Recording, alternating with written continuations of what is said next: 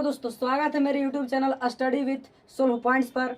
मैं आप लोगों को आज बताने वाला हूं एवं पढ़ाने वाला हूं हिंदी में गोधूली भाग 2 के श्रम विभाजन एवं जाति प्रथा पहला पाठ है।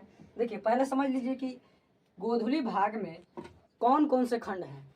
गोधूली भाग में एक काव्य खंड है और एक गद्य खंड है। देखिए, गोधूली भाग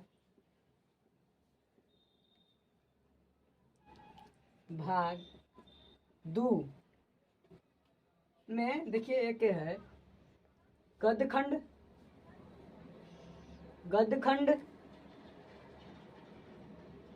और दूसरा है आपका काव्य खंड। देखिए, गद्य खंड में उस चीज का जिक्र किया जाता है, जैसा कि इसमें कहानी हो सकता है, निबंध हो सकता है। परंतु काव्य खंड में यानी कि पद खंड में, इसको पद खंड भी बोल सकते हैं। काव्य खंड में या पद खंड में कविता, चुटकुला और विभिन्न प्रकार की युक्तियों को मतलब इसमें दर्शाया जाता है या इसके द्वारा अध्ययन किया जाता है, जो कि हमारे गोधूली भाग 2 में दिया गया है।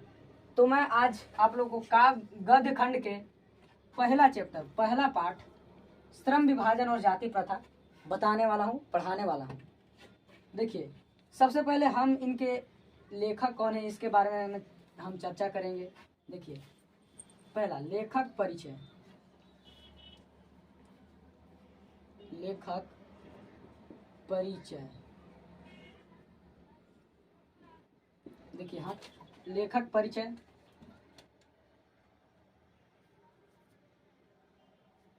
देखिए, लेखक का नाम है डॉक्टर भीम राव अंबेडकर।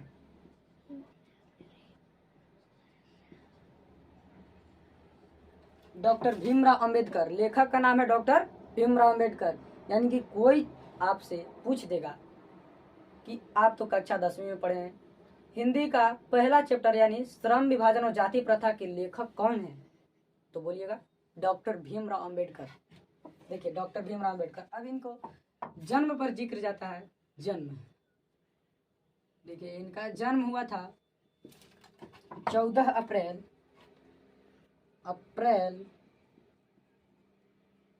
1891 ईस्वी में इनका जन्म हुआ था। 14 अप्रैल 1891 ईस्वी में इनका जन्म हुआ था। अब जन्म स्थान पर भी जिक्र करता है। देखिए, जन्म स्थान यहाँ पर लिखाएगा, जन्म स्थान आपका हो गया मध्य प्रदेश के महू, यानी कि मध्य प्रदेश के महू में। कोई पूछ देगा कि कहाँ उनका जन्म हुआ था, किस राज्य में हुआ था, तो मध्य प्रदेश। स्थान का नाम क्या था, तो महू।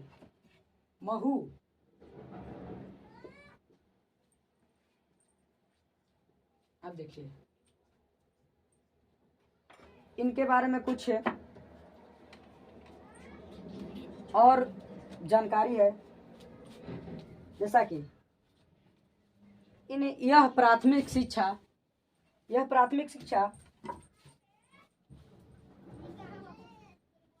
के बाद एक बड़ौदा नरेश के प्रोत्साहन में वह अमेरिका उच्च शिक्षा करने के लिए चले गए थे। तो ये भी पूछ सकता है कि किसके प्रोत्साहन में भीमराव अंबेडकर ने न्यूयॉर्क यानी कि अमेरिका में किसके प्रोत्साहन से भीमराव अंबेडकर ने उच्चतम शिक्षा करने के लिए न्यूयॉर्क या अमेरिका गए थे, तो बोला जाएगा बड़ौदा नरेश। कौन? बड़ौदा नरेश।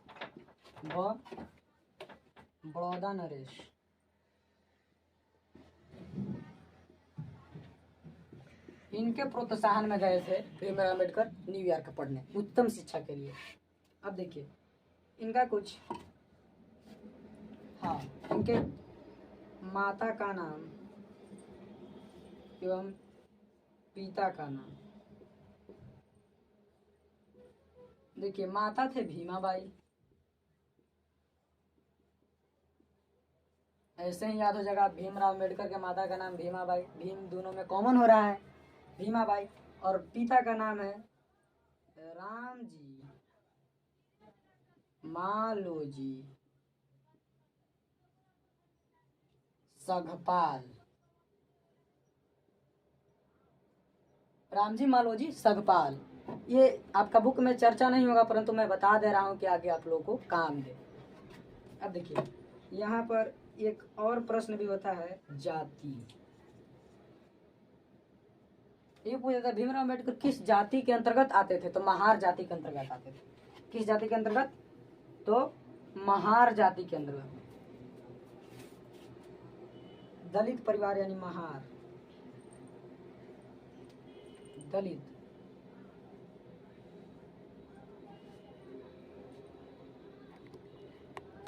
दलित जाति के अंतर्गत वे आते थे।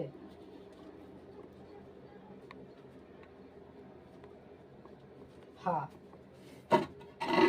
अब मैं उनके कुछ रचनाओं के बारे में मैं अध्ययन करूंगा और आप लोग को बताऊंगा। देखिए,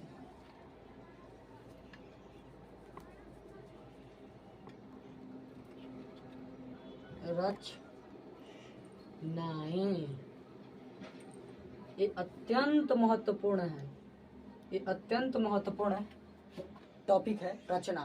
भीमराव अम्बेडकर की रचना बहुत बार परीक्षा में ऐसा देखा गया है कि बहुत बार पूछा गया है। देखिए, रचना पहला है इनका, who are Shudras. Shudras,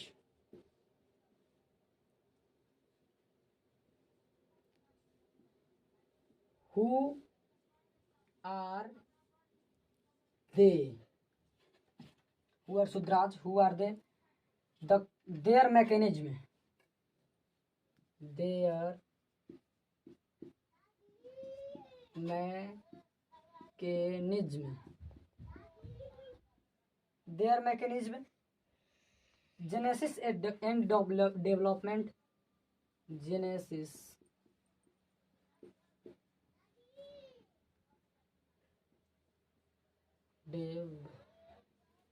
development,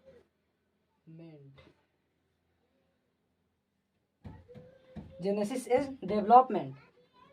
और भी है इनका रचना, जैसा कि एक तो अत्यंत महत्वपूर्ण है, एक अत्यंत महत्वपूर्ण है, the annihilation of caste, the annihilation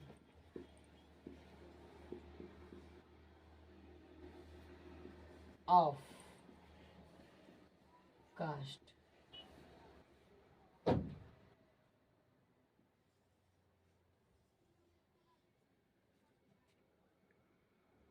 देखिए, इनका जो रचना है, इस किताब में अधिक, मतलब इस किताब में इनका रचना जो है इंग्लिश में ही किया गया है, इंग्लिश में ही इनका रचना है।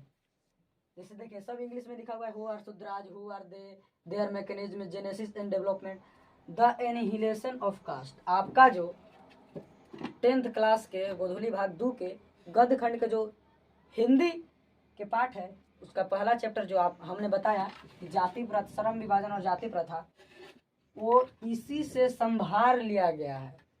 वे इंग्लिश में लिखे और इनका हिंदी रूपांतरण कर दिए। देखिए, श्रम विभाजन और जाति प्रथा, ये इंग्लिश में था और यहाँ कर दिए हिंदी में। कौन? तो ललाई सिंह यादव, ललाई सिंह यादव, ये हिंदी रूपांतरण किए। क्या किए? हिंदी रूपांतरण, ये रूपांतरण किए, रूपांतरण। इनको द इनहिलेशन ऑफ कास्ट को ललई सिंह यादव ने श्रम विभाजन और जाति प्रथा में रूपांतरित कर दिया। तो प्रश्न यह भी पूछता है कि द इनहिलेशन ऑफ कास्ट को किसने रूपांतरित किया? तो ललई सिंह यादव ने। ठीक, इतना इनका। और भी मतलब इनका रचनाएं हैं जो मतलब इस तरह से इंग्लिश में दिखा हुआ रहेगा तो मतलब अधिकतर समझिएगा कि डॉक्टर भीमराव अम्बेडकर की ही रचना है। अब देखिए आगे मैं इनके बारे में कुछ और बताना चाहता हूँ। इनका जन्म तो हुआ, अब इनका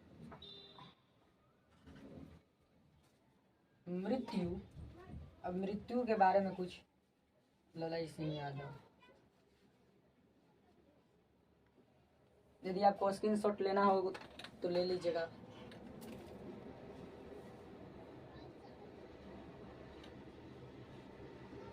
अब देखिए यहाँ पर मैं मृत्यु की बात कर रहा हूँ। देखिए मृत्यु, डॉक्टर भीमराव अम्बेडकर की मृत्यु कब हुई थी? तो दिसंबर, किताब में आपका एक्यूरेट समय नहीं दिया गया है इसलिए दिसंबर मानिएगा। दिसंबर, या मैं हिंदी में लिख देता हूँ, दिसंबर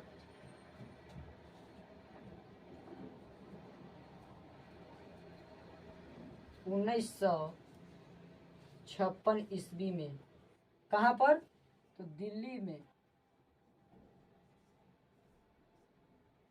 इनका मृत्यु हो गया था। दिल्ली में दिसंबर 1956 ईस्वी में इनका क्या हो गया था? मृत्यु हो गया था। अब देखिए स्क्रीनशॉट ले लीजिए, लेना चाहिए स्क्रीनशॉट इसका क्योंकि बहुत महत्वपूर्ण है। अब देखिए और इनके बारे में कुछ परिचय हम लोग करते हैं।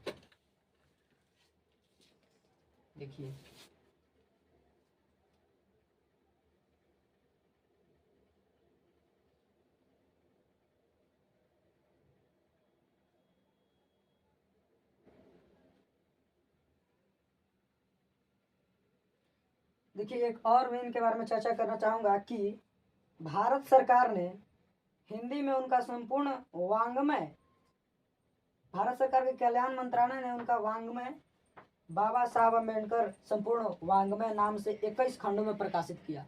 अब ये भी प्रश्न पूछता है कि उनका वाङ्मय अनुवाद कितने खंडों में प्रकाशित हुआ था?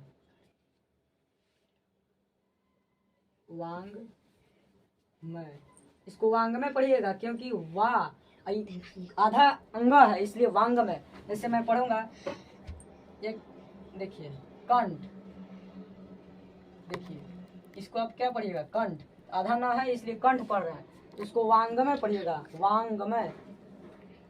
ठीक, पंचमा अक्षर का प्रयोग होता है वाङ्मय, ये वाङ्मय है। संपूर्ण वाङ्मय, वाङ्मय जो है संपूर्ण कितने खंडों में प्रकाशित हुआ था? तो 21 खंडों में। 21 खंडों में इनका जो हिंदी के वाङ्मय था 21 खंडों में बाबा साहब भीमराव अम्बेडकर संपूर्ण वाङ्मय के नाम से इनका 21 खंडों में प्रकाशित हुआ। ठीक, प्रकाशित हुआ।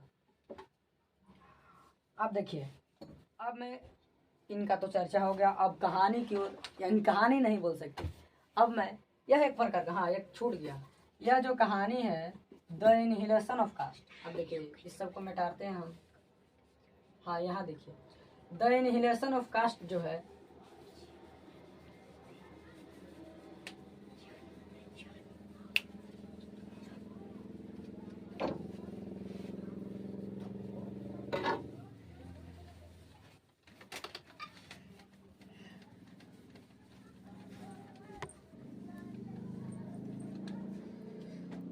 द इनहिलेशन ऑफ कास्ट एक प्रकार का क्या है? भाषण है। पूछ देगा कि श्रम विभाजन और जाति प्रथा एक प्रकार का क्या है? कौन सी विधा है? ये भी पूछ सकता है कि श्रम विभाजन और जाति प्रथा कौन सी विधा है? तो क्या है? भाषण है, स्पीच। इसको इंग्लिश में आप स्पीच बोल सकते हैं, स्पीच एक प्रकार क्या है, स्पीच है। ठीक, अब तो इतना तो चैप्टर के हिसाब से हो गया। अब चलते हैं पाठ की ओर।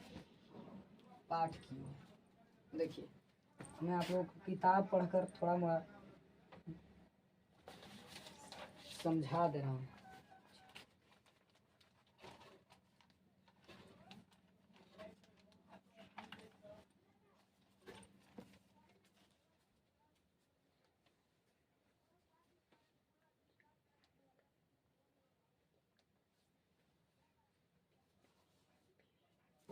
अब देखिए, अब आप लोगों को लेखक परिचय से कोई समस्या तो नहीं होगा। भीमराव अंबेडकर का जन्म 14 अप्रैल 1891 ईस्वी में हुआ था। मध्य प्रदेश के महू में हुआ था। उनके पिता का नाम रामजी मालोजी सकपाल था और उनके माता का नाम भीमाबाई था। उनकी मृत्यु दिसंबर 1956 ईस्वी में कोलकाता में हो गया था। उनका महत्वपूर्ण रचना है the annihilation of caste who were Shudras, their mechanism and genesis and development, his and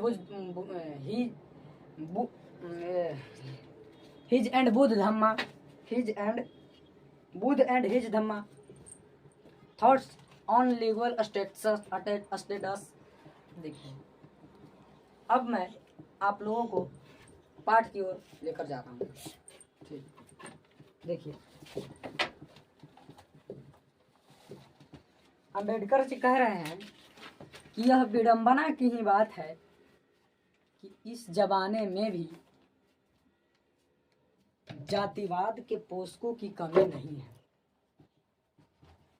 मतलब वो यह कहना चाह रहे हैं कि इतना जमाना विकसित हो गया परंतु अभी भी लोग जाति पाति पर मतलब कुछ लोग विश्वास करते हैं और उस पर वे भेदभाव भी करते हैं।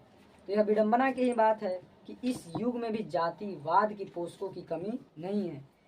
इसके पोषक कई आधारों पर समर्थन करते हैं। समर्थन का आधार यह भी माना गया है कि आधुनिक सभ्य समाज कार्य कुशलता के लिए श्रम विभाजन को आवश्यक मानता है, चूंकि जाति प्रथा भी श्रम विभाजन का दूसरा रूप है। भीमराव अम्बेडकर कहते हैं, मैं नहीं कह रहा हूँ, भीमराव अम्बेडकर जो किताब में लिखे हैं वो कह रहे हैं। चूंकि जाति प्रथा भी श्रम विभाजन का ही दूसरा रूप है, इसलिए इसमें कोई बुराई नहीं है। आप लोग इस चैप्टर को पढ़ लीजिएगा और उसके बाद जो भी डाउट होगा कमेंट बॉक्स में अवश्य लिखिएगा। मैं जहाँ तहाँ से आप लोगों को कुछ बता दे रहा हूँ। जैसे देखिए, फिर है जाति प्रथा को यदि श्रम विभाजन मान लिया जाए तो यह स्वाभाविक विभाजन नहीं है, क्योंकि यह मनुष्यों को रुचि के आधार पर नहीं है। यह भी प्रश्न कभी 2 नंबर में आता ही रहता है कि श्रम विभाजन, जाति प्रथा श्रम विभाजन का स्वाभाविक रूप क्यों नहीं कही जाती, क्योंकि यह मनुष्यों के रुचि पर आधारित नहीं होता। इसलिए हम कह सकते हैं कि जाति प्रथा श्रम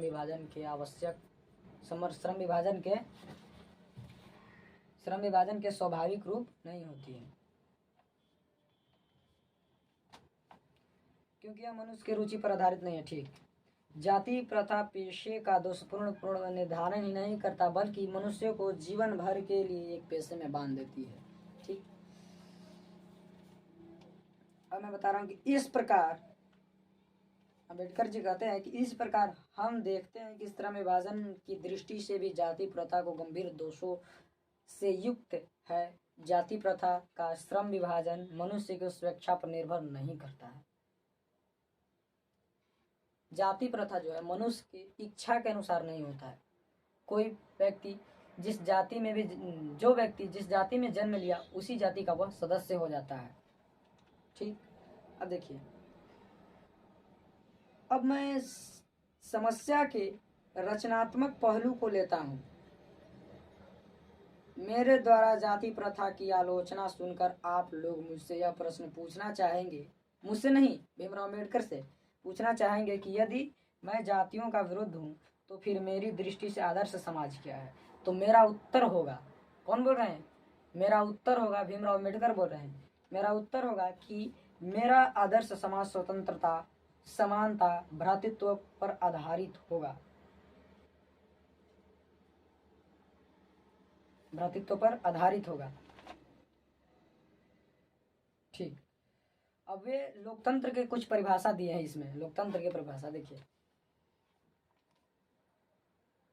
क्या कर रहा है। सामाजिक जीवन में अबाध संपर्क के अनेक साधन व अवसर उपलब्ध रहने चाहिए।